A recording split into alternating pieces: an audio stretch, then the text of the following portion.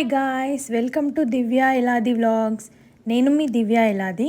ఈరోజు మనం గుజరాత్లోని భూజ్ నుండి 35 కిలోమీటర్స్ దూరంలో ఉన్న కడియాద్రోకి వెళ్తున్నాం.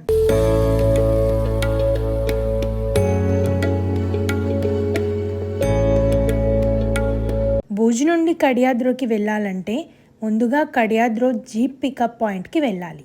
అక్కడి నుండి జీప్లో 5 కిలోమీటర్స్ వెళ్ళాలి. జీప్ పికప్ పాయింట్ నుంచి కడియాద్రోకి వెళ్ళడానికి రోడ్ ఉండదు. వెళ్ళేదారి అసలు బాగుండదండి. జీప్లో వెళ్తే రెంట్ 800 నుంచి 1000 రూపీస్ వరకు ఉంటుంది. ఒకవేళ 5 to 8 మెంబర్స్ ఫ్రెండ్స్తో వెళ్తే ఈచ్ వన్ 150 వరకు పడుతుంది.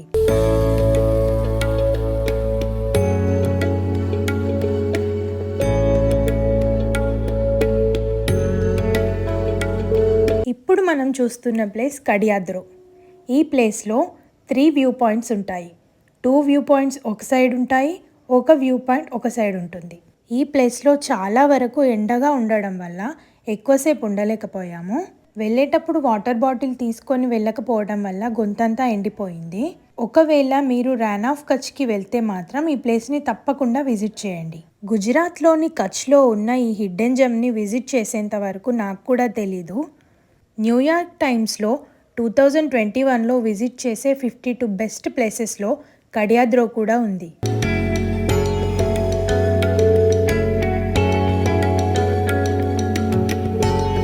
వాట్ ఈస్ కడియాద్రో అని అందరికీ ఒక క్వశ్చన్ అయితే మనసులో ఉంటుంది. దీని పేరు నిజానికి కడిద్రో, కానీ పీపుల్ రికగ్నైజ్ ఇట్ యాజ్ కడియాద్రో.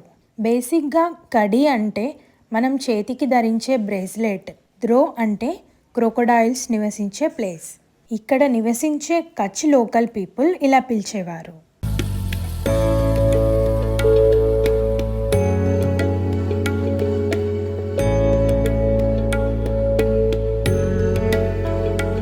ఇక్కడ ఉన్న వాటర్ ఎప్పటికీ ఇంకిపోదు, ఎల్లకాలం ఇలాగే నిల్వ ఉంటుంది. ఇక్కడ రాక్స్ మీద ఉన్న డిజైన్స్ ఎవరో చెక్కినట్లు ఉంటుంది, కానీ ఈ డిజైన్స్ గాలి నీటి ప్రవాహం వల్ల ఏర్పడింది. అందువల్ల ఈ ప్లేస్కి కడిద్రో అనే పేరు వచ్చింది. ఈ ప్లేస్ ఇక్కడ ఉందని ఎవరికీ తెలియదు. దీనిని వరుణ్ సచ్దే అనే ట్రావెలర్ కనుగొన్నారు. ఇంకొక విషయం చెప్పాలంటే విండోస్లో వాల్పేపర్స్లో కూడా ఈ కడియాద్రో ఉంటుంది. మీరు చూసే ఉంటారని అనుకుంటున్నాను.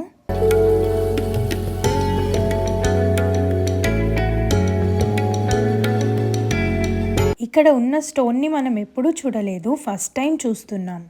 ఒకవేళ మీరు ర్యాన్ ఆఫ్ కచ్ వెళ్తే మాత్రం ఈ ప్లేస్ని మిస్ అవ్వకండి. వెళ్ళేటప్పుడు వాటర్ బాటిల్ పట్టుకెళ్ళడం అస్సలు మర్చిపోవద్దు. Best time to visit this place అంటే డిసెంబర్ టు ఫిబ్రవరి అండి. మిగిలిన టైంలో వెళ్తే టెంపరేచర్ 40 డిగ్రీ సెల్సియస్ దాటిపోతుంది. ఈ ప్లేస్ మార్నింగ్ 8 to ఈవినింగ్ 6 వరకు ఉంటుందండి. మీకు వెళ్ళటానికి వెహికల్స్ జీప్ పాయింట్ దగ్గర నుంచి ఉంటాయి. ఇలాంటి నిర్మానుష్యమైన ప్లేస్ వెళ్తే ఎలా ఉంటుందో అని అస్సలు అనుకోకండి. ఇక్కడ విలేజ్ వాళ్ళు చాలా హెల్పింగ్ నేచర్ ఉన్నవాళ్ళు. ఇక్కడ జనాలు చాలా తక్కువగా ఉంటారు, కానీ ఏమైనా హెల్ప్ కావాలంటే మాత్రం తప్పకుండా చేస్తారండి. చూసారు కదా, మీకు ఈ వీడియో నచ్చితే లైక్ చేయండి, షేర్ చేయండి. ఒకవేళ నా ఛానల్ని ఫస్ట్ టైం చూస్తున్నట్లయితే సబ్స్క్రైబ్ చేయండి. Thanks for watching this video. See you in next video. Bye.